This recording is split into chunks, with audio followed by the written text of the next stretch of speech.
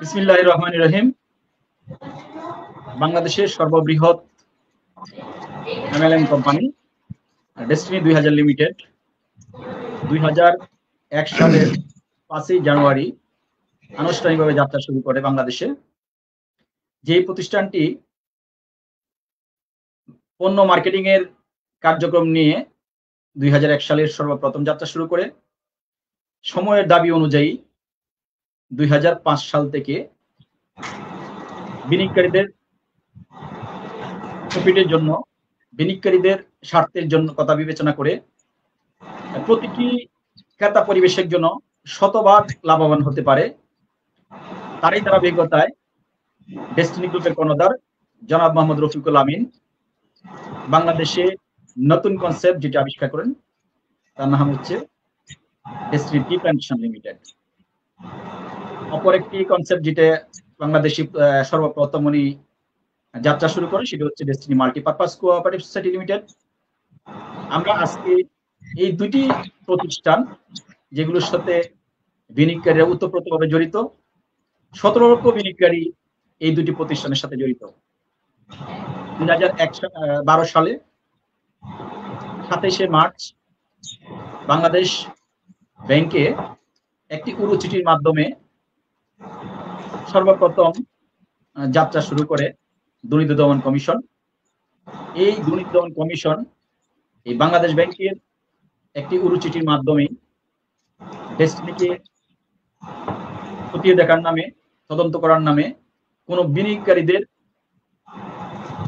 কোনো অভিযোগ না থাকার সত্ত্বেও তদন্তের নামে এই প্রতিষ্ঠানটিকে কলাপস করে রাখে আজ প্রায় 12 বছর।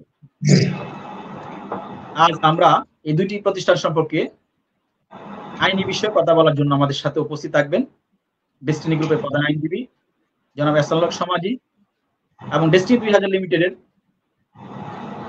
পরিচালক এবং বর্তমান বোর্ডের পরিচালনা পরিষদের সদস্য এবং ট্রিপল ডায়মন্ড এক্সিকিউটিভ জনাব সিরাজুল মনির আমাদের সাথে আছেন। আমরা আজকে এই দুটি প্রতিষ্ঠান সম্পর্কে কথা বলার জন্য এই দুজন অতিথিকে আমন্ত্রণ করেছি।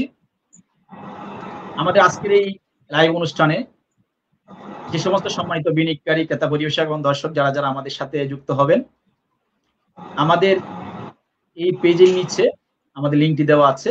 আপনারা চাইলেই যে কেউ আমাদের সাথে যুক্ত হতে পারবেন এবং আপনাদের যে কোনো প্রশ্ন আপনারা চাইলে করতে পারেন। আমাদের মামলা সংক্রান্ত, জনাব রফিকুল আমিনের জামিন সংক্রান্ত এবং বিনিয়োগ সংক্রান্ত এবং ব্যবসা চালু থেকে শুরু করে বিভিন্ন বিষয়ে আপনারা প্রশ্ন করতে পারবেন। আমার ডেস্টিনি ফেসবুক পেজ কর্তৃক আয়োজিত আজকের এই অনুষ্ঠানে আপনাদের সকলকে আমন্ত্রণ জানিয়ে আমরা শুরু করছি আমাদের আজকের এই অনুষ্ঠান। আমাদের সাথে সর্বপ্রথম যে অতিথি যিনি আছেন জনাব সিরাজুল মনির। জনাব সিরাজুল মনির, আপনাকে স্বাগতম আমাদের এই অনুষ্ঠানে আপনি যুক্ত হওয়ার জন্য এবং সম্মানিত দর্শকদের পক্ষ থেকে আপনাকে অভিনন্দন এবং শুভেচ্ছা।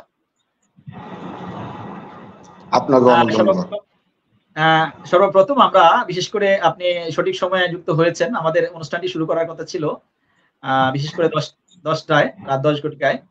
আপনারা জানেন অনেকেই যে আমাদের যিনি আজকে আমাদের আরেকজন অতিথি ডেস্টিনি গ্রুপের প্রধান আইনজীবী জনাব এহসানুল হক সমাজি, উনি বিশেষ করে ঈদ উপলক্ষে প্রতি বছরে 2টা ঈদ হয়, এই 2টা ঈদেই উনি দেশের বাইরে চলে যান। বিশেষ করে ওনার পরিবার আছেন আমেরিকাতে। আপনারা অনেকেই জানেন হয়তো, উনি আমেরিকাতে ইতিমধ্যে চলে গিয়েছেন। মানে আমেরিকা থেকে আজকে আমাদের লাইভে যুক্ত হবেন, যেহেতু এখন এই মুহূর্তে আমেরিকাতে সময় সকাল 9 ঘটিকায়। তো ওনার পারমিশন নিয়ে এই জন্য আমাদের সময়টা একটু লেন্দি করা লাগছে, সেজন্য সকলেই ক্ষমা সুন্দর দৃষ্টিতে দেখবেন। তো ইতিমধ্যে কিছুক্ষণের মধ্যে উনি 10:30 আমাদের সাথে যুক্ত হবেন। তো এই মুহূর্তে আমরা শুরু করতে যাচ্ছি আমাদের আজকের সম্মানিত অতিথি যিনি আছেন জনাব সিরাজুল মনির। জনাব সিরাজুল মনির, আপনি আমাদের সম্মানিত বিনিয়োগকারী এবং দর্শকদের উদ্দেশ্যে দিয়ে শুরুতে কিছু বলেন।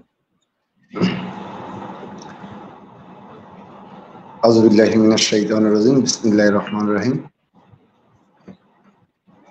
আজকে ডেস্টিনি পত্রিকা বা পেজ কর্তৃক আয়োজিত এই চমৎকার একটি প্রোগ্রাম ধারাবাহিকতা রক্ষা করে আজকেও তেমনি এই লাইভ অনুষ্ঠানে সঞ্চালক আবুল হাসান এবং যারা দেশে এবং দেশের বাইরে যে যেখান থেকে আজকের প্রোগ্রাম দেখছেন সবাইকে জানাচ্ছি আমার আন্তরিক সালাম, আসসালামু আলাইকুম এবং অভিনন্দন। তো প্রতিদিনের মতোই প্রতি সপ্তাহের মতোই আজকে এই চমৎকার প্রোগ্রামটি আয়োজন করেছেন, এই জন্য আবারও আবুল হাসানকে ৪৫ লক্ষ লোকের পক্ষ থেকে আমি বলবো কংগ্রেচুলেশন জানাচ্ছি, ধন্যবাদ জানাচ্ছি। কারণ এই প্রোগ্রামটি আমাদের যে কতটা সহায়ক, কতটা উপকারী, যেটা আজকে প্রোগ্রাম করলে পরে যারা আছেন এখানে উপস্থিত তারা বুঝবেন, যারা প্রোগ্রামটা দেখবেন তারা বুঝবেন। দেখেন ইতিমধ্যে কিন্তু একটি নিউজ আপনারা পেয়েছেন যে সুপ্রিম কোর্টে একটা জামিনের শুনানির পরে একটা আমাদের প্রতিপক্ষ উকিলের একটা বক্তব্য পেয়েছেন। এই বক্তব্য পাওয়ার কারণে অনেকের মাঝে অনেক জিজ্ঞাসা তৈরি হয়েছে। এই জিজ্ঞাসার উত্তরটা কিন্তু ফোনে আমাদের ফোন নম্বর আপনার কাছে নেই, আবুল হাসানের ফোন নম্বর আপনার কাছে নেই, আপনি কাকে জিজ্ঞাসা করবেন, কোত্থেকে সঠিক উত্তর পাবেন, এটার জন্য আপনারা তাকিয়ে থাকেন এই লাইভ অনুষ্ঠানে। এই লাইভ অনুষ্ঠানটা আজকে আপনাদেরকে কি মানে সহযোগিতা করবে, কি উপকার করবে এটা আপনারা বুঝবেন। এরকম প্রত্যেকটা ইস্যুতেই এই আবুল হাসান সেই সুলগ্ন থেকে লাইভ করে আমরা আমাদের মাঠ লেভেলের প্রত্যেকটা ডিস্ট্রিবিউটারদের যে জিজ্ঞাসাগুলো, যে প্রশ্নগুলো, সেগুলোর সমাধান এই প্রোগ্রামের মাধ্যমে দিয়ে থাকেন। ধন্যবাদ আবার আবুল হাসানকে। জি, আমি শুরুতেই আপনার সাথে একটা বিষয়ে কথা বলতে চাই, যেহেতু আপনি প্রশ্নটা নিয়ে আসছেন। গত যে আপনার যে লাইভে ইয়াটা ছিল জামিনের, যে জনাব রফিকুল আমিন স্যারের যে জামিনের বিষয়টা ছিল, এই জামিনের বিষয়টা পরে জনাব খুরশিদ আলম, যিনি দুর্নীতি দমন কমিশনে যিনি প্রধান দায়িত্ব পালন করছেন, সুপ্রিম কোর্টের আইনজীবী, উনি বিভিন্ন চ্যানেলগুলোর মধ্যে একটি সাক্ষাৎকার দিয়েছেন, যেখানে মূলত উনি বিষয়টি উপস্থাপন করেছেন এরকম ভাবে যে মাল্টিপারপাসের আইনি বিষয়টা 12 বছর শেষ হয়েছে, কিন্তু টি প্ল্যান্টেশনের ব্যাপারটা মূলত পুনরায় আবার সাজা কাটতে হবে, এইরকম একটা বিষয় বলেছেন। এখন আমাদের সম্মানিত আইনজীবী আসবেন, উনি আসার পর উনি বিষয়টা সম্পর্কে ব্যাখ্যা দিবেন। আপনি একজন বিনিয়োগকারী হিসাবে আপনার কাছ থেকে জানতে চাওয়া, উনি রায় হওয়ার আগেই উনি কি বলতে পারেন যে নিচের কোর্টে যে মামলাটি নিষ্পত্তি হওয়ার প্রায় শেষ প্রান্তে, এখন উনি কি বিষয়টা বলতে পারেন যে আসলে কি নতুন করে 12 বছর সাজা কাটতে হবে, বা উনি কি এটা বলতে পারেন কিনা? কিন্তু প্রশ্ন হচ্ছে, এমন হতে পারে নিচের কোর্ট থেকে ওনাকে খালাস দিতে পারেন, বা নিচের কোর্ট থেকে ওনাকে রিলিজ দিয়ে তারপর মনে করেন যে বিনিয়োগকারীদের টাকা পয়সা ফেরত দেওয়ার ব্যাপারে বা ব্যবসা করার ব্যাপারে বিভিন্ন ধরনের নির্দেশনা আসতে পারে। অথবা বিষয়টা হচ্ছে এরকম যে 2 বছর দিতে পারে, 3 বছরও দিতে পারে। তো উনি কি মূলত 12 বছরটি ইন্ডিকেট করে বলেছেন মিডিয়ার সামনে, বিনিয়োগকারীদের সামনে। এতে কি মনে হয়েছে আপনার বিনিয়োগকারী যারা আছেন, আপনারা কি আসলে কি ক্ষতিগ্রস্ত হয়েছে কিনা, এই বিষয়টি যদি একটু বলতেন। আপনি একজন বিনিয়োগকারী হিসেবে। আজান, আপনাকে ধন্যবাদ। বিষয় হলো আগে আমাদের বুঝতে হবে যে আইনজীবী, দুই পক্ষের আইনজীবীর কাজ কি। উনি যদি পারত শুধু রফিকুল আমিন স্যারকে নাই ৪৫ লক্ষ ডিস্ট্রিবিউটরকে জাহান্নামে পৌঁছে দিত। ওনাদের কাজই হলো এটা, যে একজন আইনজীবী সে দাঁড়িয়ে, মানে এমন কোন পৃথিবীর অপরাধ নাই যেটা রফিকুল আমিন বা আদার্স যে কোনো এরকম ক্ষেত্রে এটা আইনজীবী এটা বক্তব্য শেষে সেটা বলবে। কি বিচার কি হবে না হবে টোটালটা ডিপেন্ড করবে মহামান্য আদালতের উপর। যেমন আমার আইনজীবী দাঁড়িয়ে এসে এমডি স্যারের জামিনের ব্যাপারে বিভিন্ন ধরনের যুক্তিতর্ক দাঁড় করাবে, বিভিন্ন কথা বলবে, আবার প্রতিপক্ষ সে বিভিন্ন ধরনের কথা বলবে। সেটা মানে এটা হয়তো আইনে কাভার দিতেও পারে, নাও দিতে পারে, তারটা সে বলে যাবে। এটাই হলো বিষয়। এই যে মানে এখানে একটা, আমি আপনাকে এর আগে একটা ঘটনা বলি। আমাদের এই সুপ্রিম কোর্টে কিন্তু এর আগে একটা রুল জারি করেছিল লোয়ার কোর্ট থেকে, যে 1 বছরের মধ্যে বিচার কার্য শেষ করার জন্য, হ্যাঁ, নিষ্পত্তি করার জন্য 1 বছরের জন্য 2023 সালে 29 অক্টোবর এই কাজটা করেছিলেন। হ্যাঁ, লোয়ার কোর্টকে, জজ কোর্টকে। তো তখন এটা এই যে আদেশটা শেষ পর্যায়ে আর 6 মাসের কম সময় আছে। হ্যাঁ, এটা কিন্তু আমরা জামিন চেয়েছি, ওই জামিনের ওই সময় কিন্তু এই আদেশটা দেওয়া হয়েছে। তখন কিন্তু সবাই বলছে যে এমডি স্যারের জামিন আর 2 বছরে হবে না, 1 বছর আগে কিন্তু এমডি স্যারের জামিন আর হচ্ছে না। তার মানে কি 1 বছরের মধ্যে ওই লোক শেষ মানে জজ কোর্টের মামলা শেষ করার নির্দেশ দিয়েছে সুপ্রিম কোর্ট। তার মানে বলতেছে কি সবাই একই কথা বলা শুরু করলো যে এমডি স্যারের জামিন আর 1 বছরের আগে হচ্ছে না। কিন্তু ঘটনা কি ঘটলো, এই 1 বছরের জন্য জামিন দিয়ে দিয়েছে। পেয়ে গেছি। মানে ভাষা বুঝতে হবে, মানে এখানে ওখানে শেষ করতে বলছে, কিন্তু এখানে কোর্ট বলে নাই যে আপনাকে আর জামিন দেওয়া হবে না, এই মামলা নিষ্পত্তি না হওয়া পর্যন্ত আপনাকে আর জামিন দেওয়া হবে না, এই কথা কিন্তু বলে নাই। হ্যাঁ, আমরা একটা অর্ডার চেয়েছি। জি জি জি 6 মাসের জন্য এটা স্ট্যান্ড ওভার করেছে। জি হ্যাঁ, আমরা চেয়েছি যে এমডি স্যারের জামিন। সেখানে আমাদের প্রতিপক্ষ উকিল দুদকের উকিল সে বলেছে যে এটা এখন একদম শেষের পর্যায়ে, এটা শেষ করার জন্য আমি এখানে জামিন না দিয়ে আমি সময় চাই। সেক্ষেত্রে 1 বছরের সময় দেওয়া হয়েছে মামলা নিষ্পত্তি করার জন্য, লোয়ার কোর্টকে অর্ডার দেওয়া হয়েছে। তো ঠিক এই টাইমটা কিন্তু এটাই করেছে যে আমার মামলা শেষ হয়ে যাচ্ছে, আমার শেষের দিকে, এবং এই শেষের দিকে আমি আপনার কাছে সুযোগ চাচ্ছি। তখন মাননীয় সুপ্রিম কোর্ট সে কি করলো, 6 মাসের মধ্যে মামলা শেষ করতে বলছে, লোয়ার কোর্টকে শেষ করবে, কিন্তু সে কিন্তু বলে না যে 6 মাসের মধ্যে আর জামিন দেওয়া যাবে না। ঠিক আছে, এটা একটা বিষয়, এই জিনিসটা আপনাকে বুঝতে হবে।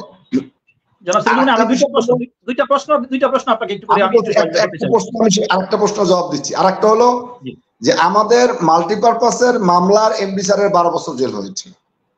তার মানে এই ট্রি প্লান্টেশনের এখানে আবার নতুন করে 12 বছর হবে কিনা, বা এখানে দুদকের উকিল সে বক্তব্য দিয়েছে ইলেকট্রনিক প্রিন্ট মিডিয়ায়, এখন তো সবাই আতঙ্ক আমরা যে আবার যদি 12 বছর হয়ে যায় তাহলে তো আমরা একটা বিপদে পড়ে গেছি। বিশ্বাস করেন, আমি বক্তব্য শুনেছি, আমি বিন্দু পরিমাণ আমার মন খারাপ হয় নাই। আমি জানি এই ঘটনা ঘটবে না, আমি জানি, কারণ হলো ইতিমধ্যে আমি বিজ্ঞ আইনজীবীদের সাথে এই বিষয়টা নিয়ে আলোচনা করেছি। তারা বলেছে আমাদের যে মামলার যে প্যাটার্ন, আমাদের যে মামলার যে ধারা আছে, 2টা মামলা একই সাথে প্যারালাল, তাতে এটা অ্যাডজাস্ট হবে, অ্যাডজাস্টেবল। তারপরও এই বিষয়টা যেহেতু আজকে আইনজীবী সামাজিক সাহেব আসবেন, উনি আপনাদেরকে ব্যাখ্যা দেবেন। তবে আমি যতটুকু জানি, আমার জানা অনুযায়ী যে আমাদের এই 2টা মামলা একই সাথে অ্যাডজাস্ট হবে, এটাই আমি জানি। আচ্ছা, আমি এই বিষয়ে আপনার সাথে একটু অ্যাড করতে চাচ্ছিলাম 2টা বিষয়। আমার প্রথম প্রশ্নটা ছিল এই যে মানে এই যে খুরশিদ সাহেব যে একটা বিষয় বলেছেন যে মূলত 12 বছরের মানে 12 বছর সাজা হওয়ার ব্যাপারটা অনুমানের উপর ভিত্তি করে উনি কথাটা বলেছেন, এবং পুনরায় নতুন করে সাজা কাটতে হবে। আমার প্রথম প্রশ্ন ছিল এরকম যে আপনারা বিনিয়োগকারীদের মধ্যে কোনো আতঙ্ক সৃষ্টি হয়েছে কিনা? না, এইটা একটা জিনিস বুঝতে হবে, এইটা উকিলের বক্তব্য উকিল দিয়েছে। উকিল যা বক্তব্য একজন বিচারকের কাছে দেয়, সে বিচারক যদি সব বক্তব্য রাখে তাহলে তার মানে অবস্থা খারাপ। সব আসামি এগুলো সব অ্যাকসেপ্ট হয় না। একজন উকিল অনেকগুলো প্রস্তাব রাখে, সেখান থেকে যেটা আইন অনুযায়ী সিদ্ধ এবং যেটা এই বিচারক মনে করে যে এইটা ঠিক আছে সেটাই রাখবে। সবগুলো যে রাখবে তা না। একজন উকিল অনেক কথা বলতেই পারে, অনেক কিছু বলবে, কিন্তু সবগুলো যে রাখবে তা তো না। আর বিচার কি হবে সেটা তো একজন উকিল তো আগে জানে না, আগে তো বলতে পারে না, তাই না? তো সেক্ষেত্রে এটা বিচার, যেহেতু আমরা একটা জিনিস আমাদের হতাশ হওয়ার কিছু নেই, আমরা মহামান্য আদালতের কাছে আমরা বারবার জামিন চাইতেই পারি, এটা হলো আমাদের অধিকার। আইন আমরা আমাদের এখান থেকে মুক্ত হতে চাওয়াটা এটা হলো আমাদের অধিকার। আমরা চাবো, আমরা আবার চাবো, আমরা বারবার চাবো যে আপনি আমাদেরকে বিচার করেন, আপনি কতই বিচার করবেন, 12 বছর আমরা জেলে, আমরা তো আছি, আমাদেরকে ছেড়ে দেন, আমরা এটা বলবো। বিচার যা হোক আমি মেনে নিব, এটা আমরা বলে আমরা বারবার আমরা জামিন চাইতেই পারি, এটা আমরা চাবো। এরপর আমাদের চাওয়াটা কতটুকু রাখবেন এটা নির্ভর করবে মহামান্য আদালতের উপর, সে কি করবে। এখন প্রতিপক্ষ ঠিক সেও আবার বিভিন্ন ধরনের কথা বলবেন, আমাদের সম্পর্কে উল্টাপাল্টা কথা বলবেন, সঠিক কথা বলবেন, কি বলবেন না বলবেন, এবং সেটা কি রাখবেন, কোনটা রাখবেন না, সেটা ডিপেন্ড করবে মহামান্য আদালতের উপর, সে কি করবেন। তো এই জন্য এখানে হতাশ হওয়ার, মন খারাপ করার কিছুই নাই। আমি বিন্দু পরিমাণে মন খারাপ হই নাই। আমি জানি যে এমডি স্যার আর 2 থেকে আড়াই মাসের মধ্যে আমাদের জজ কোর্টের যে মামলাটা চলছেন এটা একটা রায় ঘোষণা হবে। এটা তখন আমরা তো 12 বছর অপেক্ষা করেছি, আর 2-2.5 মাস। মন খারাপ করার কিছু নেই, আমাদের জন্য যা কল্যাণ হবে তাই হবে, এ নিয়ে আপনার এত টেনশন করার কিছু নাই। যেহেতু আমি সিরাজুল মনির, আমি বিশ্বাস করি যে 12 বছর অপেক্ষা করেছি এবং এই ডেস্টিনিতে কাজ করব এবং এখানে আবার সুন্দর পরিবেশ তৈরি হবে, এমডি স্যার বের হয়ে আসবে এবং এটা বিশ্বাস করি এবং তাই হবে। আপনারা অপেক্ষা করেন, দেখবেন। জি, আমার মনে হয় আবুল হাসান, আপনি দ্বিতীয় বিষয়টা বলতে চাচ্ছিলাম, জনাব সিরাজুল মনির, আপনিও মাননীয় সুপ্রিম কোর্টে আপনিও ছিলেন ভিতরে শুনানির সময়। এখানে কিন্তু উনি আরেকটা মাননীয় আদালতের কাছে কিন্তু আরেকটা আবেদন করেছিলেন, কিন্তু এই বিষয়টা কিন্তু উনি মিডিয়ার সামনে বলেন নাই যে মাননীয় আদালত, উচ্চ আদালত মানে নিম্ন আদালতে যে বৈচারিক আদালতে যে মামলাটা চলমান আছে, ইতিমধ্যে জাহাঙ্গীর সাহেবের সাথে আমার আলোচনা হয়েছে, 109 জন সাক্ষী অলরেডি এক্সামিনেশন হয়ে গেছে, এখন বাকি আছে আর মাত্র অল্প কিছু সাক্ষী, সেটাও চলমান আছে। এটা মামলা নিষ্পত্তি হয়ে যাবে 6 মাসের মধ্যে। হ্যাঁ, এরপরে উনি বলেছিলেন যে 6 মাসের মধ্যে যদি মামলা নিষ্পত্তি না হয় তখন আপনি প্রয়োজনে জামিন দিয়ে দিন। এই বিষয়টা বলেছিলেন, আপনি আদালতে ছিলেন। কিন্তু এই বিষয়টা মিডিয়ার সামনে কিন্তু উনি বলেন নাই। তাই না, শুধু তাই না, বিচারক স্পষ্ট, পাশের যিনি বিচারক ছিলেন তিনি স্পষ্ট বলেছেন যে এই 12 বছর আপনি এখন সময় চাইতে আসছেন, 12টি বছর একটা মামলা নিষ্পত্তি না করে একটা লোককে জেল কাটাছেন, এই দেশে কি বিচার নাই? রাইট। বিচারক ছিলেন, উনি কিন্তু প্রশ্ন করেছিলেন বিচার কি পাবে না? এই দেশে কি বিচার নাই? এখন আপনি আসছেন এদেরকে আটকায় রাখার জন্য। 12 বছর কি করেছেন? 12 বছর আপনারা সাক্ষীটাকে শুনানি করে মামলা শেষ করলেন না কেন? এখন আবার শেষ করার জন্য আপনি সময় চাচ্ছেন। এই কথা তো বিচারক বলেছেন, এই কথা তো উনি বলেন নাই যে বিচারক বলেছেন। মিডিয়ার সামনে কিন্তু এই বিষয়টা কিন্তু উনি বলেন নাই। হ্যাঁ, বাইরে কিন্তু এই বিষয়টা উনি বলেন নাই। না, এই বিষয়টা বলে নাই যে আমরা যে 12 বছর যে আমাদের উপর যে অমানবিক যে একটা আচরণ করা হয়েছে, এটা যে বিচারক বলেছে, এই কথা উনি বাইরে এসে বলেন নাই। উনি প্রস্তাব রেখেছে, এগুলো বলেছে, ওনার সুবিধা মতো বক্তব্য দিয়েছে, ঠিক আছে। তো এটা দিবি স্বাভাবিক, এটাই দিবে, এটাই মানে এটাই সিস্টেম। মানে সে কিভাবে, আমরা তো প্রতিপক্ষ, আমাদেরকে কিভাবে ছোট করে কথা বলবে, আমাদেরকে কিভাবে ঘায়েল করে কথা বলবে, এটাই সিস্টেম, এটাই এই জন্য এটা বলবে, অন্য কিছু না। আরো অনেক কিছুই তো বলছেন বিচারক, তো সেগুলো তো উনি সামনে বলেন নাই। তো যাই হোক, আমি বলবো যে যারা আজকে লাইভে রয়েছেন এবং পরবর্তীতে যারা দেখবেন, শুধু একটা কথাই বলবো, হতাশ হওয়ার কিছু নাই। মানে আমরা বাঘের সাথে মোকাবেলা করেছি, আমরা ঝড়ের সাথে মোকাবেলা করেছি, আমরা তুফানের সাথে মোকাবেলা করেছি, এখন সব মোকাবেলা শেষের সময় এসে 2-একটা কথা বলে শুনে যদি আপনার ভেঙে পড়েন, তাইলে হবে না। আমরা ইনশাআল্লাহ, আপনারা নিশ্চিত থাকেন, আল্লাহর রহমতে খুব অল্প সময়ের মধ্যে বিচার বের হয়ে আসতেছেন, ঠিক আছে। আমার কথা হলো, হ্যাঁ জি বলেন।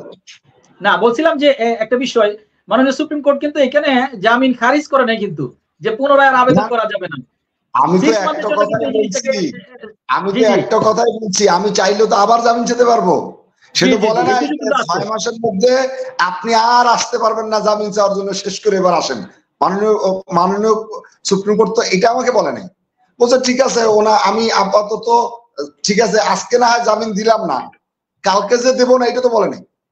আজকে দিলাম না, ঠিক আছে, আপনার আছে, দাবি আছে যে ওখানে 6 মাসের মধ্যে শেষ করতে, ঠিক আছে, এই অর্ডারটা দিলাম, কিন্তু বলেন না কালকে আর জামিনের জন্য আসতে পারবেন না, এটা তো বলে নাই, ঠিক আছে।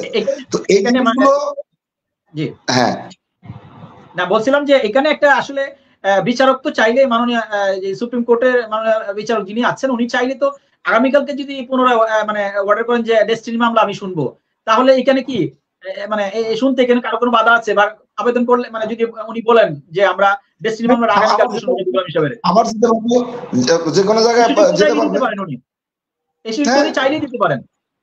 হ্যাঁ, নিতে পারবে, জামিন আবার চাইতে পারবে, সমস্যা নাই। সেটা বিষয়টা আর কি। কিন্তু এটা নিয়ে আমি তো, এটা তো আমার অধিকার, আমি জামিন চাওয়াটা তো আমার অধিকার, আমি চাইতেই পারি বারবার, মহামান্য আদালতের কাছে তো আমি জামিন চাইতেই পারি, এটা তো আমার অধিকার।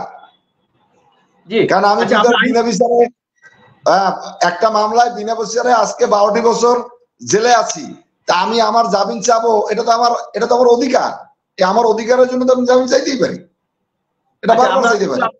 আপনার কাছে আবার আসবো। আমাদের সম্মানিত আজকে অতিথি আছেন আমাদের, আজকে বিশেষ করে আমেরিকা থেকে আমাদের সাথে যুক্ত হয়েছেন ডেস্টিনি গ্রুপের অন্যতম একজন মোস্ট অফ সিনিয়র পারসন, যিনি আইনজীবী, আমাদের সকলের মেন্টর, প্রাণপ্রিয় মেন্টর জনাব রফিকুল আমিন স্যারের একদম প্রাণপ্রিয় মানে বন্ধু বা বলতে পারেন আমরা, ঠিক আছে, যা আমরা সবাই জানি, যিনি আমাদের সকলের পরিচিত ডেস্টিনি গ্রুপের প্রধান আইনজীবী জনাব এসএমএস সমাজি। আমাদের আজকের অনুষ্ঠানের সম্মানিত অতিথি জনাব এসএমএস সমাজি, আপনি আমেরিকা থেকে আমাদের সাথে যুক্ত হয়েছেন। প্রথমে আপনাকে অভিনন্দন, শুভেচ্ছা এবং সালাম। আসসালামু আলাইকুম। জি, আসসালামু আলাইকুম ওয়া রাহমাতুল্লাহি ওয়া বারাকাতুহু। আমি খুব আনন্দ ভোগ করছি যে অন্ততপক্ষে সুদূর আমেরিকা থেকে আপনাদের সাথে আমি যুক্ত হতে পেরেছি, আলহামদুলিল্লাহ।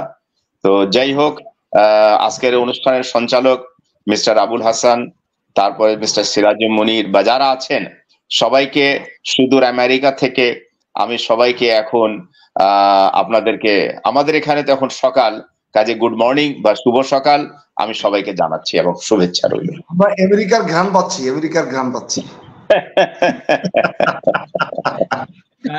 ধন্যবাদ আজকের সম্মানিত অতিথি। আমরা আলোচনার শুরুতেই একটা বিষয়ে সর্বপ্রথম যেটা আমরা প্রশ্ন করেছিলাম আমাদের সম্মানিত অতিথি জনাব সিরাজুল মনিকে, যে এই যে দুদকের খুরশিদ আলম সাহেব বিষয়টা বলেছিলেন এরকম যে আইনের বিষয়টা আপনি কথা বলবেন, ওনার কাছে বলেছিলাম যে খুরশিদ আলম সাহেব যে একটা মন্তব্য করেছেন মিডিয়ার সামনে, যে মাল্টিপারপাসের সাজা কাটার পরে টি প্লান্টেশন ওনাকে পুনরায় 12 বছর সাজা কাটতে হবে।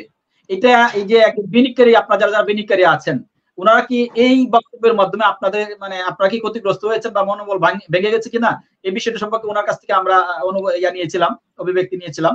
তো এই মুহূর্তে আপনার কাছ থেকে আইনি বিষয়ে জানতে চাই যে এই যে জনাব খুরশিদ আলম, উনি বিশেষ করে বাংলাদেশ সুপ্রিম কোর্টে একজন আইনজীবী, উনি মূলত রায় হওয়ার আগে এই নিচের যে বিচারিক আদালতের মামলাটি চলমান আছে, এখানে কি হবে এটা কিন্তু আমরা কেউ জানি না এখনো। সাজা খালাস দিতে পারেন, 2 বছরের সাজা দিতে পারেন, অথবা অনেক কিছু হইতে পারে, এটা সম্পূর্ণ ডিপেন্ড করে আদালতের উপর।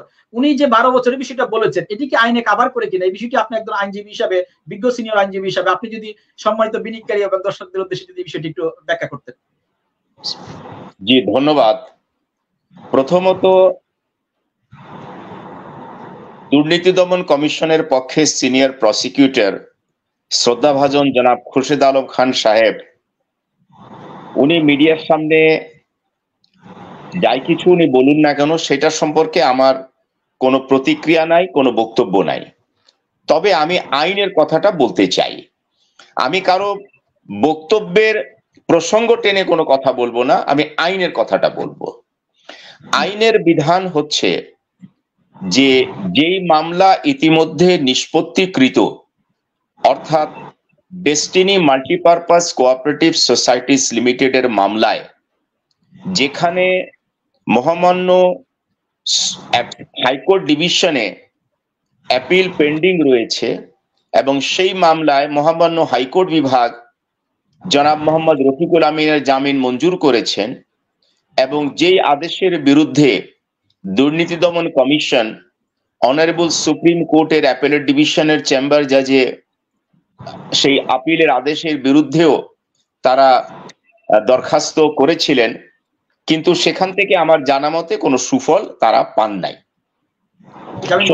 এই মামলার অবস্থানটা হলো যে ডেস্টিনি মাল্টিপারপাস কোঅপারেটিভ সোসাইটিজ লিমিটেডের মামলায় জনাব মোহাম্মদ রফিকুল আমিন জামিনে রয়েছে।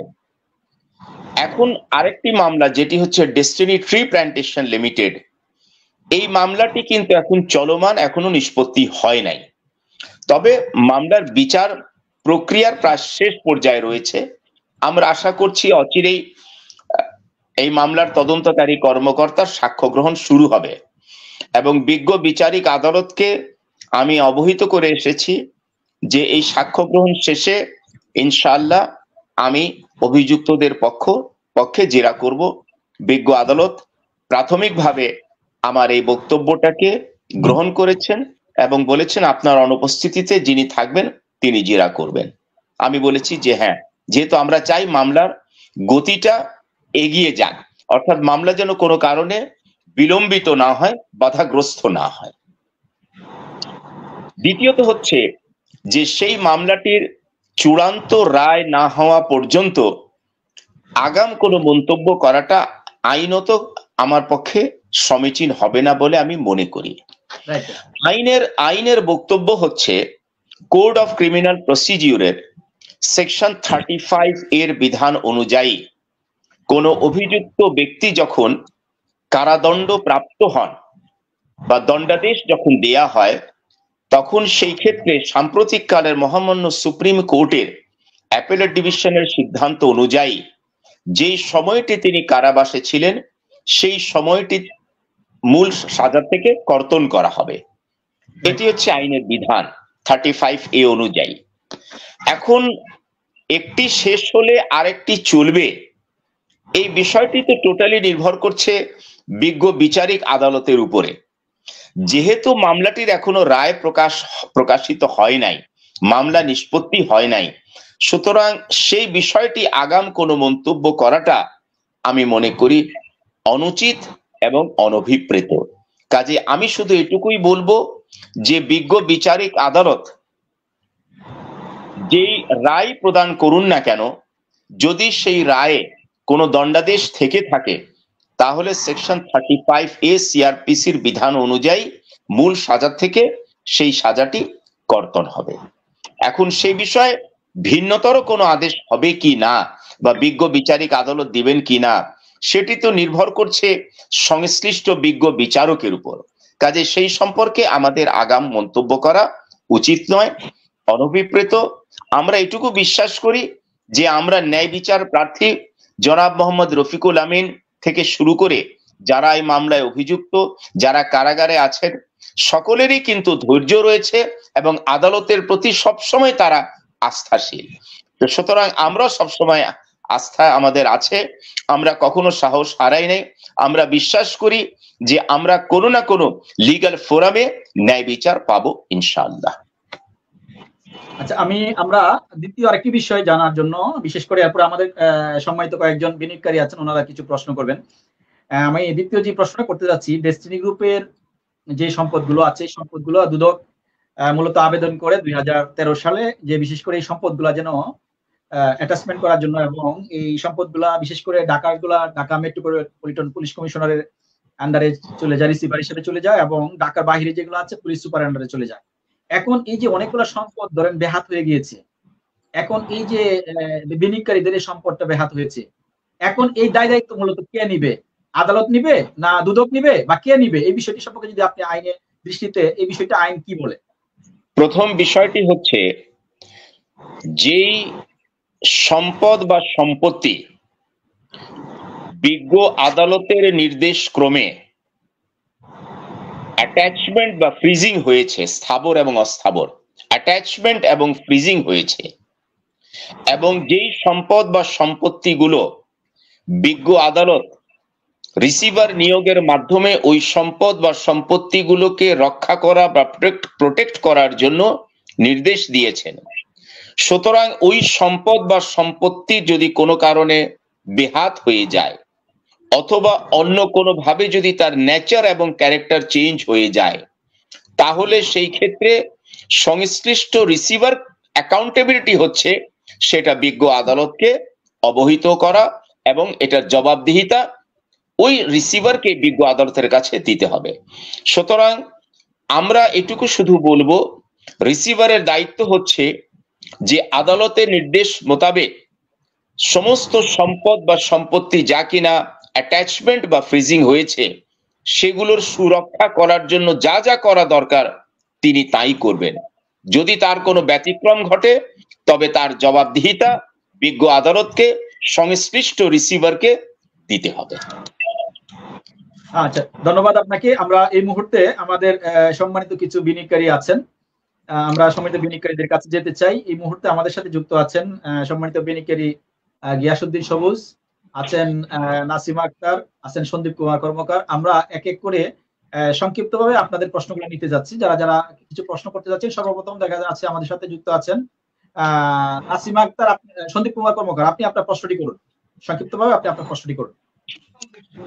জি, অসংখ্য ধন্যবাদ। প্রথমত আজকের ধন্যবাদ জানাই বা কৃতজ্ঞতা প্রকাশ করি যে আমাদের দৈনিক ডেস্টিনি পত্রিকাকে দৈনিক দেশনী পত্রিকা যে প্রতি বিনিয়োগকারীর পাশে দাঁড়ানোর জন্য এইভাবে লাইভের মাধ্যমে বিনিয়োগকারীদের কাছে মেসেজটা পৌঁছাই দেওয়া, এটা যে ওই যে উদ্যোগটা 12 বছরের মধ্যে এটা আসলে অন্যতম একটা উদ্যোগ। তো এই উদ্যোগকে স্বাগত জানাই। পাশাপাশি আজকের অনুষ্ঠানের সকল অতিথিবৃন্দকে আমার পক্ষ থেকে শুভেচ্ছা এবং অভিনন্দন। তো আজকে আমার প্রশ্ন হচ্ছে আমাদের সম্মানিত আইনজীবী জনাব এহসানুল হক সমাজি স্যারের কাছে। তো একটা প্রশ্ন করব, সেটা হচ্ছে যে যদি কোনো মামলায় মানে বিচার প্রক্রিয়া শেষ না হয়, তো সেই মামলায় কোনো বক্তব্য, সেই মামলা সম্পর্কে যদি কোনো মন্তব্য করা হয়, যেমন আমাদের সম্মানিত আইনজীবী দুদকের উনি একটা কথা বলেছেন যে এই মামলায় 12 বছর সাজা কাটতে হবে। তো এই যে বক্তব্যটা যে আদালতের বিচার প্রক্রিয়া শেষ হয় নাই অথচ একটা বক্তব্য দিল, এই বক্তব্যটা আদালত অবমাননার শামিল কিনা বা এইরকম কোনো সিচুয়েশন আসে কিনা, এই বিষয়টা আপনার কাছে জানার ছিল। ধন্যবাদ। প্রথমত, কোন বিজ্ঞ আইনজীবী তিনি কোনো মামলার সম্পর্কে যদি কোনো মন্তব্য করে থাকেন, কোনো অভিমত পোষণ করে থাকেন, তবে সেই ক্ষেত্রে সেটা হচ্ছে তার সম্পূর্ণ নিজস্ব মন্তব্য, নিজস্ব বক্তব্য। আমি প্রকৃতপক্ষে কোনো বিজ্ঞ আইনজীবীর কোনো বক্তব্যের উদ্ধৃতি দিয়ে সমালোচনার মাধ্যমে আমি কোনো বক্তব্য পাল্টা কোনো বক্তব্য কখনো দেই নাই আর দেব না। আমি শুধু এটুকুই বলবো, আমি কিছুক্ষণ আগেই আমি বলেছি যে কোনো মামলা নিষ্পত্তি না হওয়া পর্যন্ত মামলার ফলাফল সম্পর্কে কিংবা মামলার মেরিট সম্পর্কে কিংবা অন্য কোনো বিষয়ে সাজা বা খালাস সম্পর্কে কোনো মন্তব্য করাটা আমি মনে করি আমার পক্ষে অনভিপ্রেত এবং আইনত উচিত নয়। কারণ আইনের ব্যাখ্যাটা হচ্ছে যে একজন বিজ্ঞ বিচারক যিনি মামলা যার আদালতে চলমান, যিনি মামলার গুণাগুণের উপর ভিত্তি করে নিষ্পত্তি করবেন, তিনি হয় দণ্ডাদেশ দিবেন অথবা খালাস দিবেন। সেটি হচ্ছে সম্পূর্ণ বিজ্ঞ বিচারকের নিজস্ব এখতিয়ার বিষয়। আমাদের দায়িত্ব হচ্ছে মামলাটি নিষ্পত্তির ক্ষেত্রে আদালতকে সার্বিকভাবে সহযোগিতা করা, এবং সেই সহযোগিতার মাধ্যমেই কিন্তু মামলাটি প্রায় শেষ পর্যায়ে চলে এসেছে। আমরা আশা করছি অচিরেই তদন্তকারী কর্মকর্তার সাক্ষ্য গ্রহণ শুরু হবে এবং সাক্ষ্য গ্রহণ শেষে আমরা ইনশাল্লাহ জেরা করতে পারবো, এবং আমরা মামলার ফলাফল পর্যন্ত আমাদের অপেক্ষা করতে হবে যে বিজ্ঞ বিচারক কি রায় বা কি আদেশ প্রদান করেন। আপাতত অন্য কোনো বিজ্ঞ আইনজীবীর কোনো মন্তব্যের কে কেন্দ্র করে আমাদের মধ্যে কোনো মিশ্র প্রতিক্রিয়া বা অন্য কোনো মন্তব্য করাটা একেবারেই অনুচিত, একেবারেই অপ্রত্যাশিত। আমরা শুধু এটুকু বলবো, আমরা ন্যায় বিচার প্রার্থী এবং ইনশাল্লাহ আমরা ন্যায় বিচার পাবো। ধন্যবাদ। জি ধন্যবাদ আপনাকে। জি ধন্যবাদ। এই মুহূর্তে আমাদের সাথে আছেন নাসিমা আক্তার, সম্মানিত বিনিয়োগকারী। আপনি আপনার প্রশ্নটি করুন, সংক্ষিপ্তভাবে আপনি আপনার প্রশ্নটি করুন। জনাব নাসিমা আক্তার। আসসালামু আলাইকুম রাহমাতুল্লাহ।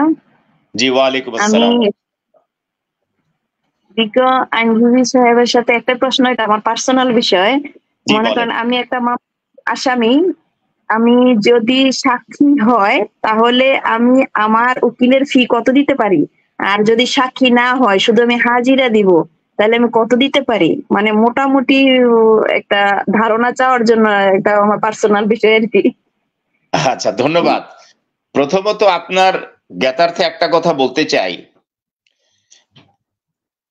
একমাত্র পেশা হচ্ছে আইন পেশা। বাংলাদেশের প্রচলিত আইনে একমাত্র একটাই পেশা হচ্ছে আইন পেশা, যেখানে কোনো বিজ্ঞ আইনজীবীর ফি নির্ধারণ করা নাই সুনির্দিষ্টভাবে, কোনো গ্যাজেট দ্বারা নাই, কোনো প্রজ্ঞাপন দ্বারা নাই।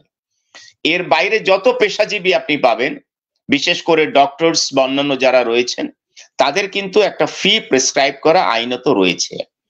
এখন এটা নির্ভর করছে সংশ্লিষ্ট বিজ্ঞ আইনজীবীর উপরে যে তিনি কত ফি চার্জ করেন বা করবেন, এটা পার্সন টু পার্সন এটা ভ্যারি করে, লয়ার টু লয়ার ভ্যারি করে। এখন আমি আমার সাথে জনাব মোহাম্মদ রফিকুল আমিনের যে ব্যক্তিগত সম্পর্ক, সেখানে আমার সাথে এখন তার ফি নিয়ে কিন্তু মুখ্য কোনো বিষয় নয়, কিন্তু অন্য কোনো ক্লায়েন্টের ক্ষেত্রে কিন্তু আমার কাছে ফিটা ভেরি ইম্পর্টেন্ট এবং ভেরি রেলিভেন্ট। তবে হ্যাঁ, আপনার বিজ্ঞ আইনজীবীর ফি কি হবে বা কি দিবেন, সেটা আমি মনে করি যেই মুহূর্তে আপনি তাকে অ্যাপয়েন্ট করেছেন, নিয়োগ করেছেন, সেই মুহূর্তে তার সাথে আলোচনার ভিত্তিতে নির্ধারণ করলে আপনার পক্ষে আর ফি মামলা পরিচালনা করাটা আশা করি অসুবিধা হবে না। এর কোনো স্ট্যান্ডার্ড কোনো রেট নাই, এক একজন বিজ্ঞ আইনজীবী এক একভাবে চার্জ করেন। তবে আমি মনে করি ফির ব্যাপারটা মামলা পরিচালনার আগেই নির্ধারণ হওয়া উচিত উভয় পক্ষের আলোচনার ভিত্তিতে। ধন্যবাদ। জি স্যার, অসংখ্য ধন্যবাদ। আচ্ছা, আমরা একটু এই মুহূর্তে চলে যাই জনাব সিরাজুল মনির, আপনার কাছে একটা বিষয় জানতে চাওয়া। আমরা ইতিমধ্যে আমাদের সম্মানিত অতিথির কাছে জানতে চেয়েছিলাম যে এই যে সম্পদ ব্যাহতের বিষয়ে, এখন আপনি অনেকগুলো জানেন যে ডেস্টিনি গ্রুপে অনেকগুলো সম্পদ ব্যাহত হয়ে গেছে।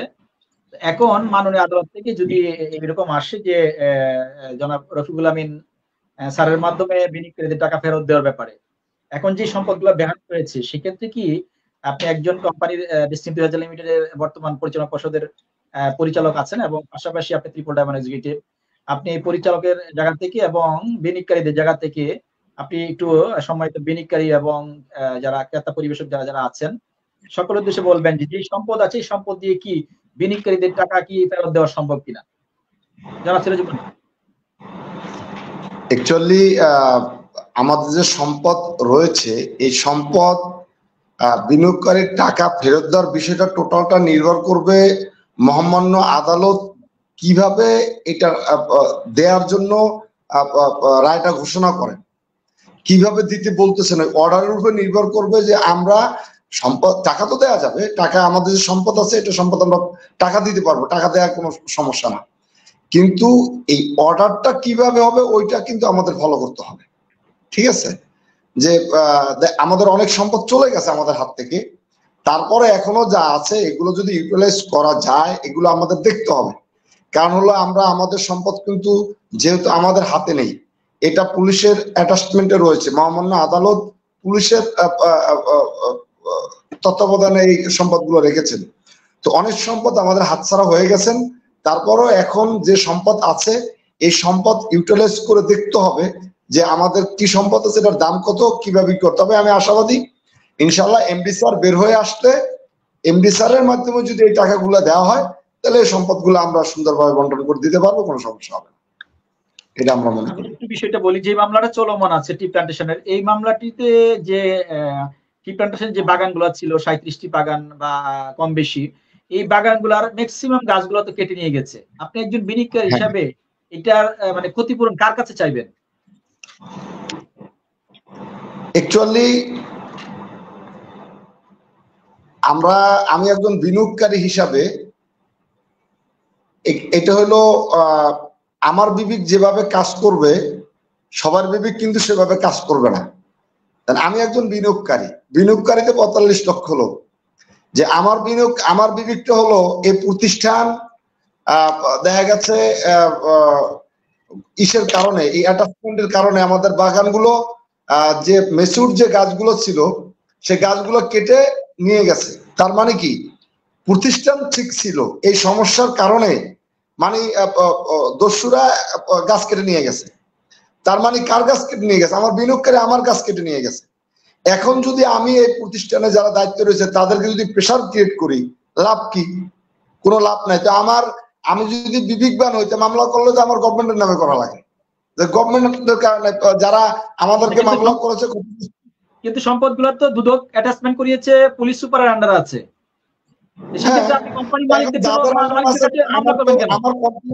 আমার কমপ্লেইন করলে তো তাদের নামে কমপ্লেইন করা উচিত। আমি তো এই ডেস্টিনি ম্যানেজমেন্টের এখানে তো কোনো দোষ দেখি না, বা যারা এখানে আছে তাদের তো কোনো দোষ দেখি না। এখন যদি আমার হাতে থাকা অবস্থা যদি সম্পদ নষ্ট হয়, দায়ভার কে? আমি না। আমার হাতে থাকা অবস্থা যদি আমার সম্পদ নষ্ট হয়, দায়ভার আমি, এটা তো অন্য কেউ না। তো যাদের হাতে থেকে আমার প্রতিষ্ঠানের সম্পদ নষ্ট হয়েছে সেটা দায়ভার তো তারা থাকবে। এটা হলো আমি আমার বিবেকের থেকে আমি আমার কথা বলবো, কিন্তু ম্যাক্সিমাম ডিস্ট্রিবিউটররা এত কিছু বুঝবে না, তারা বুঝবে ডেস্টিনিকে টাকা দিয়েছি, টাকা তারা আমাদের টাকা ফেরত দেবে, এটাই কিন্তু সবাই। আমি এই জায়গাটার মধ্যে একটু আপনার সাথে একটু যুক্ত করি, যেমন কিছু সম্পদ যে ব্যাহত হয়েছে তার কিছু তথ্য আমি আপনাদের সাথে দিতে পারি। সেটা হচ্ছে এই যে আপনার বাইতুল মোকাররম অপোজিটে ক্রিয়া কমপ্লেক্সের পাশে যে জায়গাটা আছে, এটা মাল্টিপারপাস জায়গাটা, এই জায়গাটা কিন্তু ব্যাহত হয়ে গেছে। পাশাপাশি আপনার পল্টন টাওয়ারের সামনে 101% মাল্টিপারপাসের জায়গা, এটা ব্যাহত হয়ে গেছে। পাশাপাশি এখানে রাজমণির পাশে যে জায়গাটা আছে, হ্যাঁ, এখানে 28% জায়গা, এটাও কিন্তু ব্যাহত হয়ে গেছে। হ্যাঁ, আরো অনেকগুলো জায়গা এরকম কিন্তু আছে যেগুলো ব্যাহত হয়ে গেছে, যেগুলো আমাদের কন্ট্রোলে ছিল, এখন অন্যের হেফাজতে থাকার কারণে আমাদের এই সম্পদগুলো ব্যাহত হয়ে গেছে। এখন এই যে এই টাকাগুলো কাদের? সাধারণ ডিস্ট্রিবিউটরদের টাকা, আমাদের টাকা, বিনিয়োগকারীদের টাকা, বিনিয়োগকারীদের টাকা দিয়ে কিন্তু সম্পদগুলো রাখা হয়েছে। আচ্ছা, ঠিক আছে, আমরা ধন্যবাদ আপনাকে। বিশেষ করে আমরা এটা বুঝতে পারছি এই মুহূর্তে আমরা জনাব এসএল সমাজি আপনার কাছে জানতে চাচ্ছিলাম যে জি আমরা জানতে চাচ্ছিলাম বিশেষ করে জনাব রফিকুল আমিন স্যারের বিশেষ করে দুইটি মামলা ছিল, একটি মাল্টিপারপাসে যেটা ইতিমধ্যে 1 বছরের জামিন দিয়েছেন মাননীয় হাইকোর্ট, এবং দুদক পুনরায় আপিল করে চেম্বারে সেখানেও জামিন বহাল রাখেন। এখন আরেকটি মামলা, যদি ভুল না হয়, আরেকটি মামলা আছে যে সিটি প্ল্যান্টেশন লিমিটেড, যেটা সুপ্রিম কোর্টে জামিনের জন্য আবেদন করা হয়েছে এবং বৈচারিক আদালতেও কিন্তু মামলাটি প্রায় শেষ পর্যায়ে, যেটা আপনি কিছুক্ষণ আগে বলেছেন। এখন এই সিটি প্ল্যান্টেশনের মামলাটি যদি জামিন দিয়ে দেয়, তাহলে জনাব রফিকুল আমিন স্যারের বের হতে আইনি কোনো প্রতিবন্ধকতা আছে কিনা, বা বের হওয়ার ব্যাপারে এই ব্যাপারটাতে আপনি একটু যদি বিষয়টা একটু ক্লিয়ার করতেন। ধন্যবাদ। প্রথমত, কোন মামলায় জামিন প্রাপ্তির পর সেই আদেশটি যখন কারা কর্তৃপক্ষের কাছে পৌঁছায়, তখন কারা কর্তৃপক্ষ কাস্টডি পরীক্ষা করে দেখবেন যে ওই জামিনপ্রাপ্ত আসামির বিরুদ্ধে অন্য কোনো মামলা পেন্ডিং আছে কিনা যেখানে তিনি জামিনে মুক্ত নন। আমাদের জানা মতে সম্পদ বিবরণীর মামলায় যেই মেয়াদের দণ্ডাদেশ দেয়া হয়েছিল, সেই মেয়াদটি ইতিমধ্যে উত্তীর্ণ হয়ে গিয়েছে। আমাদের জানা মতে ডেস্টিনি মাল্টিপারপাস কোঅপারেটিভ সোসাইটিজ লিমিটেডের মামলায় মহামান্য হাইকোর্ট বিভাগ জনাব মোহাম্মদ রফিকুল আমিনকে জামিন মঞ্জুর করেছেন। আমরা এখন অধীর আগ্রহে অপেক্ষা করছি যে ডেস্টিনি ট্রি প্ল্যান্টেশন লিমিটেডের মামলায় মহামান্য সুপ্রিম কোর্ট তার নিজস্ব ক্ষমতা বলে যাবতীয় মামলার গুণাগুণ পরীক্ষা করে যখন নির্ধারিত সময় হবে তখন জামিনের দরখাস্তটি নিষ্পত্তি করবে মহামান্য সুপ্রিম কোর্ট। তো সুতরাং মহামান্য সুপ্রিম কোর্ট যদি জনাব মোহাম্মদ রফিকুল আমিনের জামিনের বিষয়টি বিবেচনায় নেন বা মঞ্জুর করেন, সেই ক্ষেত্রে আমার দৃষ্টিতে তার প্রকৃত পক্ষে মুক্ত হওয়ার ক্ষেত্রে আইনগত আর কোনো বাধা থাকে না। তবে এই বিষয়টি কারা কর্তৃপক্ষই চূড়ান্ত করে বলতে পারবেন যে অন্য কোনো মামলা বা অন্য কোনো কারণে জনাব মোহাম্মদ রফিকুল আমিনের প্রকৃত পক্ষে মুক্তির ক্ষেত্রে কোন আইনগত বাধা আছে কিনা। আমাদের জানা মতে কোন আইনগত আর বাধা নাই, অর্থাৎ ডেস্টিনি ট্রি প্ল্যান্টেশন লিমিটেডের মামলায় জামিন হলে ইনশাআল্লাহ তিনি মুক্ত হবেন, অন্য কোন আইনি বাধা আমাদের জানা মতে নাই। তবে কারা কর্তৃপক্ষ এই বিষয়টি চূড়ান্ত বলতে পারে। ধন্যবাদ। আচ্ছা, আমরা এই মুহূর্তে আমাদের সাথে দুইজন বিনিয়োগকারী আছেন, আমরা ওনাদের কিছু প্রশ্ন জানতে চাই, ওনারা কি বিষয় জানতে চাচ্ছিলেন এই মুহূর্তে আমাদের সাথে আছেন। আজকের সঞ্চালককে আমি একটু লিভ নিতে চাচ্ছি আর কি, অনুরোধ জানাচ্ছি। জি, আপনি একটু সম্মানিত সর্বশেষ বিনিয়োগকারীদের উদ্দেশ্যে যদি সংক্ষিপ্তভাবে আমাদের যে সমস্ত দর্শক আমাদের সাথে আছেন তাদের উদ্দেশ্যে কিছু বলে আপনি একটু লিভ নিতে পারেন। জি। তো আমি ধন্যবাদ জানাচ্ছি আজকের সঞ্চালক এবং পাশাপাশি আমাদের আজকের এই প্রোগ্রামের সম্মানিত প্রধান অতিথি, আমাদের সকলের হৃদয়ের মধ্যমণি অ্যাডভোকেট সামাজি সাহেব এবং আমাদের এমডি স্যারের খুব বাল্য বন্ধু, এবং আমরা তাকে আমাদের অভিভাবক হিসাবে জানি এবং দেখি, এবং তাকে এই 12টি বছর যে অভিভাবকের ভূমিকা আমরা পেয়েছি, আমরা তার কাছে দাবি যে আমরা সারা জীবন তাকে আমরা এই অভিভাবকের ভূমিকা আমরা দেখতে চাই। আরেকটা হলো জি অভিভাবক হিসাবে নয়, একজন সহযোদ্ধা বা কমরেড হিসাবে বলতে পারে। অভিভাবক তো জনাব রফিকুল আমিন। ধন্যবাদ, অনেক ধন্যবাদ। সে তো আমাদের অভিভাবক আছি, কিন্তু এখন আপনি যেভাবে আমাদেরকে এই এমডি স্যারকে বের করার জন্য, আমাদের এই ডেস্টিনিকে মুক্ত করার জন্য যেভাবে যে অভিভাবকের ভূমিকা পালন করছেন, এটা আমরা সারা জীবন আপনার কাছ থেকে চাই। থ্যাংক ইউ, অনেক ধন্যবাদ। সারা জীবন 45 লক্ষ লোক আপনার কাছে চাচ্ছে, 45 লক্ষ লোকের পক্ষ থেকে আপনার কাছে আমাদের প্রস্তাব থাকবে, আবেদন থাকবে আপনার কাছে, আমরা এটা চাচ্ছি আপনার কাছে। আমরা আপনার এই আপনার হেল্পে, আপনার এই মানে আমাদের সহযোগিতা যেভাবে করে যাচ্ছেন, আমরা সবাই আপনার প্রতি মুগ্ধ শ্রদ্ধার সহিত আপনাকে আমরা সম্মান জানাচ্ছি। Thank you very much. জি, আজকে যারা দেশে এবং দেশের বাইরে যেখান থেকে দেখছেন, শুধু আপনাদেরকে বলবো যে আপনার হতাশ হবেন না, হতাশ হওয়ার কিছু নেই। কারণ বলবো যে আমরা এই 12টি বছর যুদ্ধ করেছি, ঝড় মোকাবেলা করেছি, এবং অনেক কিছুই আমরা নেগেটিভ দেখেছি। মানে সামনের দিকে নেগেটিভ দেখার মতো কিছু আছে বলে আমি সিরাজুল মনির মনে করি না। আপনারা কনফিডেন্টের সহিত থাকেন, এবং ব্যবসা করার জন্য এই 12টি বছর অপেক্ষা করছি। আমাদের এমডি স্যার আমাদের মাঝে আবার বের হয়ে আসবে এবং আমরা ব্যবসা করব।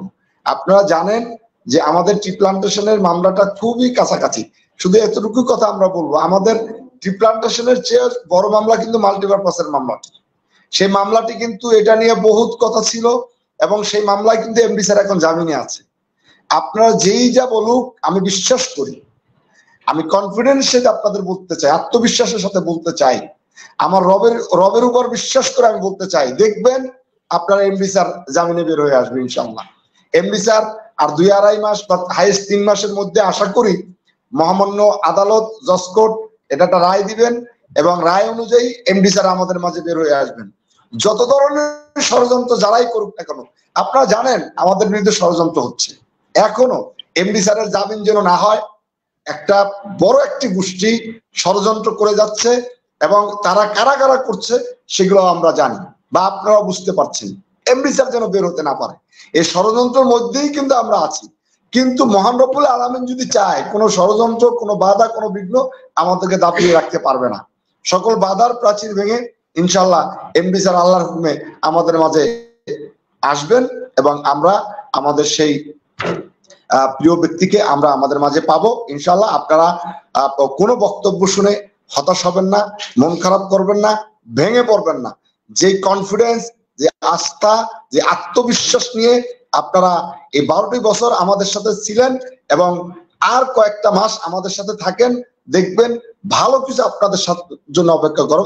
তবে একটা কথা আপনাদেরকে বলবো, আপনারা ইংলিশ মুভি দেখেছেন, হিন্দি মুভি দেখেছেন, এই মুভির শেষের দিকে কিন্তু নায়কের উপর অনেক ঝড়ঝাপটা যায়, অনেক কিন্তু আক্রমণ আসে, কিন্তু লাস্টে কিন্তু নায়কই জয়ী হয়। একটা জিনিস মাথায় রাখবেন। তো এখন শেষের দিকে এই বিভিন্ন ধরনের কথাবার্তা আসবে, বিভিন্ন ধরনের আত্মঘাতিক কথাবার্তা আপনাদেরকে বিভিন্ন লোক বলবে, সেগুলো আপনারা কানে নেবেন না।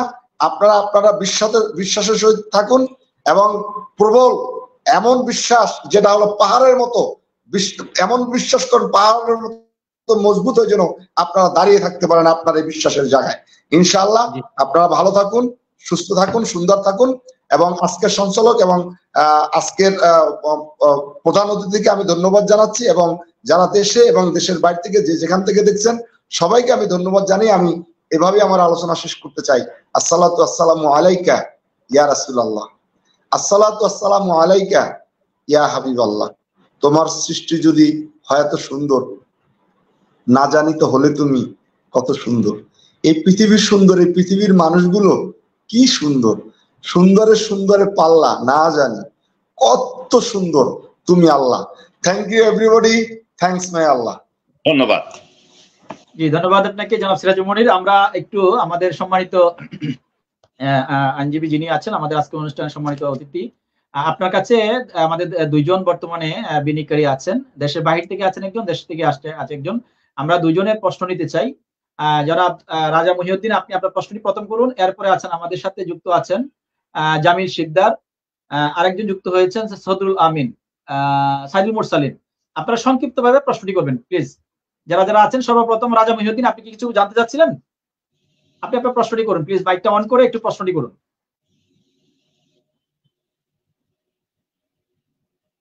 রাজা মহিউদ্দিন, আপনি কিছু বলবেন? আচ্ছা, তাহলে আমরা একটু জামিল শিকদারের কাছে যাই। জামিল শিকদার, আপনি মাইকটা অন করে আপনি কি কোনো বিষয় জানতে চাচ্ছিলেন কিনা একটু প্রশ্নটি করুন। আসসালামু আলাইকুম ওয়া রাহমাতুল্লাহ। জি ওয়া আলাইকুম আল্লাহ তাআলা দরবার শুকরিয়া আদায় করি যে আল্লাহ তাআলা আপনাদের মাধ্যমে আজকে একটি সুন্দর এই লাইভের আয়োজন করেছেন। সঞ্চালক জনাব হাসান সাহেব, আমার শ্রদ্ধাভাজন এবং শ্রদ্ধেয় আইনজীবী, আমার শ্রদ্ধাভাজন, আমি আপনাদেরকে শ্রদ্ধা করি।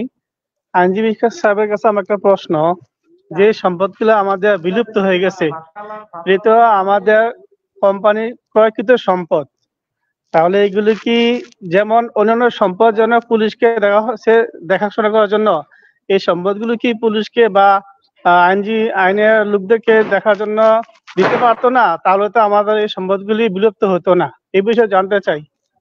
জি ধন্যবাদ। আমাদের সকলের দায়িত্ব হচ্ছে আদালতের প্রতি সর্বাবস্থায় আস্থা রাখা।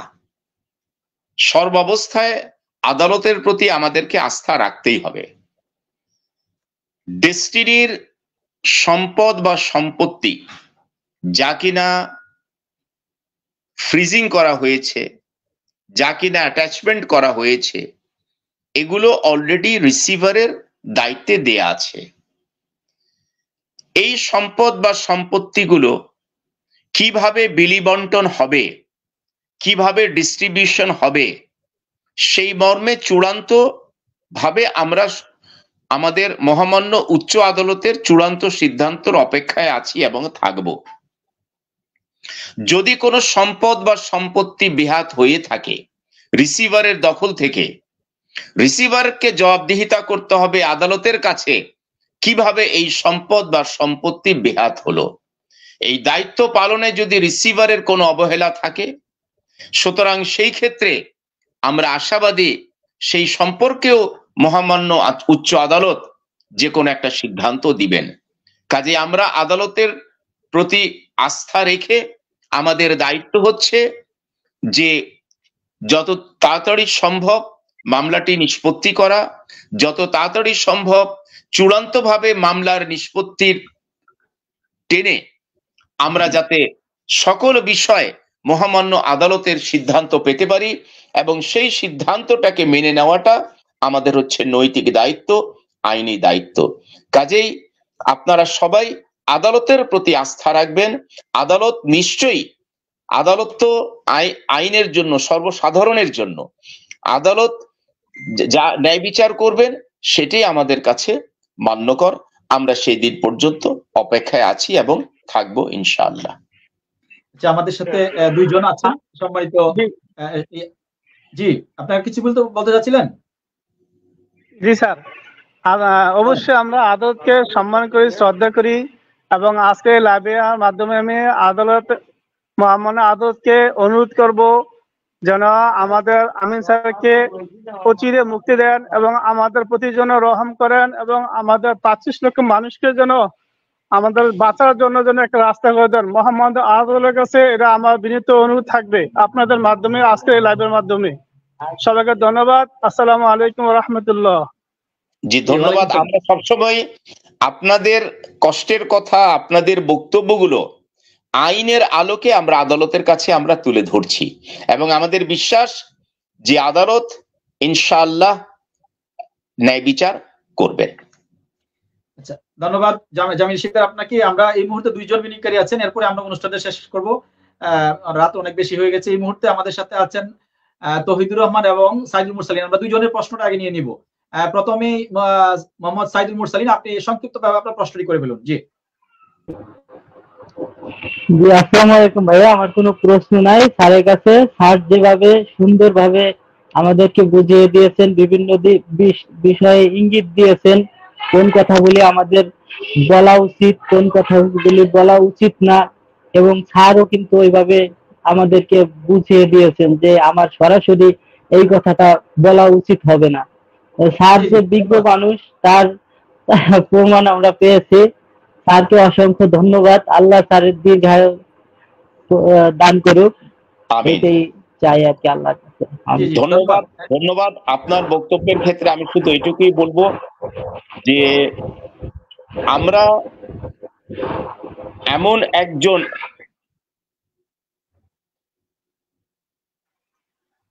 আল্লাহ রাব্বুল আলামিনের ইবাদত করি আমরা প্রত্যেকেই কম বেশি, এবং আল্লাহর ন্যায় বিচারের যে করবেন এটা নিয়ে কারো কোনো প্রতিক্রিয়া কোনো কিছুই নাই। আমরা সবাই আল্লাহর কাছে দোয়া করব, প্রত্যেকের জন্য দোয়া করব, বিশেষ করে জনাব মোহাম্মদ রফিকুল আমিনের জন্য, তার পরিবারের জন্য, ডেস্টিনি পরিবারের জন্য, এবং চূড়ান্ত ফয়সালা আল্লাহর কাছ থেকে যখন চলে আসবে তখন কোনো বাধাই থাকবে না ইনশাআল্লাহ। ইনশাআল্লাহ। জি, এই মুহূর্তে আমাদের সাথে আছেন জনাব তৌহিদুর রহমান। আমরা লাস্ট ওনার প্রশ্নটি নিয়ে আমরা শেষ করব। জি তৌহিদুর রহমান, আপনি আপনার প্রশ্নটি করুন। জি, আসসালামু আলাইকুম ওয়া রাহমাতুল্লাহ। আমি চট্টগ্রামে কাজ করতাম।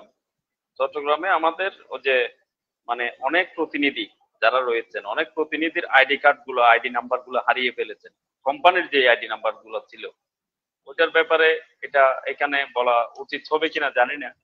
তো আমার দীর্ঘদিনের প্রশ্ন ছিল, যেহেতু সুযোগ পেয়েছি, এবং স্যারকে একটা সালাম জানাচ্ছি আমাদের উপস্থিত আইনজীবী মহোদয় ওনার মাধ্যমে। আসসালামু আলাইকুম। জি, ওয়ালাইকুম আসসালাম ওয়া রাহমাতুল্লাহি ওয়া বারাকাতুহু। আইডির বিষয়ে আপনি যে প্রশ্নটা করেছেন সেটা যেহেতু আইনের আওতার মধ্যে না, কাজে এইটা আমি আমাদের আজকের সঞ্চালক জনাব মোহাম্মদ আবুল হাসান সাহেবের উপরে দায়িত্ব দিচ্ছি। উনি আশা করি এই বিষয়টি আপনার সুন্দরভাবে জবাবটা দিয়ে দিবেন। আমাদের জন্য দোয়া করবেন। ধন্যবাদ। আমি আছি ইনশাআল্লাহ কিছুক্ষণের জন্য। জি, আমি বিশেষ করে জনাব তৌহিদুর রহমান আপনার উদ্দেশ্যে বলি, বিশেষ করে আপনি যেহেতু আমাদের ডেস্টিনি 2000 লিমিটেড যিনি বর্তমান বোর্ডের পরিচালনা পর্ষদে যিনি আছিলেন জনাব সিরাজুল মনির, ওনার কাছে প্রশ্নটি করলে উত্তরটা আপনি খুব ভালো একটা আনসার পেতেন। যেহেতু উনি নাই, তারপর আমি যেটা বলবো সেটা হচ্ছে ডেস্টিনি গ্রুপের প্রধান যিনি আইটি বিভাগের প্রধান জনাব সাজিদুর রহমান পান্না, ওনার কাছে মূল সার্ভারটা ওনার সম্ভবত ওনার কাছে আছে, আমি যতটুকু জানি, আমার জানা মতো বলে হতে পারে। ওনার কাছে ডেস্টিনি গ্রুপের মূল সার্ভার আছে এমডি জনাব রফিকুল আমিন স্যারের নির্দেশে। সুতরাং যখন ডেস্টিনি চালু হবে মূল সার্ভারে সকলের আপডেট তথ্যগুলো আছে, কে কোন প্যাকেজ ক্রয় করেছে, কত তারিখে ক্রয় করেছে, কত টাকা ইনভেস্ট করেছে, সকল কিছু আছে। সুতরাং যদি আইডি কার্ড হারিয়ে যায়, মানি রিসিট হারিয়ে যায়, অনেক কিছু হারিয়ে যায়, সেক্ষেত্রে আর কোনো সমস্যা হবে না, আমরা এটুকু বলতে পারি। বাকি প্রশ্নটা যেটা করেছেন, তারপর আমি ডেস্টিনি 2000 লিমিটেড যিনি পরিচালক আছেন জনাব সিরাজুল মনির, আগামী সপ্তাহে উনি প্রয়োজনে আপনার প্রশ্ন উত্তরটা দিবেন। আমি যতটুকু আমার জানা মতে যতটুকু আমি জানি সেই বিষয়টুকু আপনাকে অবগত করলাম। আমরা সর্বশেষ আমাদের সম্মানিত আইনজীবীর কাছে জানতে চাইবো, সর্বশেষ এই প্রশ্নটা করে মূলত আমরা শেষ করতে চাইবো। মাননীয় আদালত খুরশিদ সাহেব যেভাবে বলেছেন যে বিষয়টা, বা ওনার উদ্ধৃতিতে বলতে যাচ্ছি এটা, যে 6 মাসের জন্য স্থগিত করা হয়েছে জামিনের বিষয়টা। এখন মাননীয় আদালত চাইলে কি 6 মাসের আগেই কি জামিনের বিষয়টা আবেদন করলে, 6 মাসের আগে চাইলেই কি মাননীয় সুপ্রিম কোর্ট কি চাইলেই কি পুনরায় কি জামিনের জন্য শুনানি করার সুযোগ আছে কিনা এরকম মাননীয় আদালত চাইলে? ধন্যবাদ। প্রথমত 6 মাসের জন্য স্ট্যান্ড ওভার করা হয়েছে। জামিনের দরখাস্ত কিন্তু নিষ্পত্তি হয় নাই, মঞ্জুরও হয় নাই, না মঞ্জুর হয় নাই। মহামান্য সুপ্রিম কোর্ট পরবর্তী 6 মাসের জন্য এই জামিনের দরখাস্তটি স্ট্যান্ড ওভার রেখেছেন, অর্থাৎ অনিষ্পন্ন অবস্থায় রয়েছে। অনিষ্পন্ন অবস্থায় রয়েছেন। আমরা একটা মামলার ডেট 6 মাস পরে পড়লো যেমন হয়, তার অর্থ তো এই নয় যে মামলা শেষ হয়ে গেল বা আমি ক্ষতিগ্রস্ত হয়ে গেলাম। যেহেতু বিষয়টি দেশের সর্বোচ্চ আদালতের কাছে আমাদের এই দরখাস্তটা পেন্ডিং। সংবিধান মহামান্য সুপ্রিম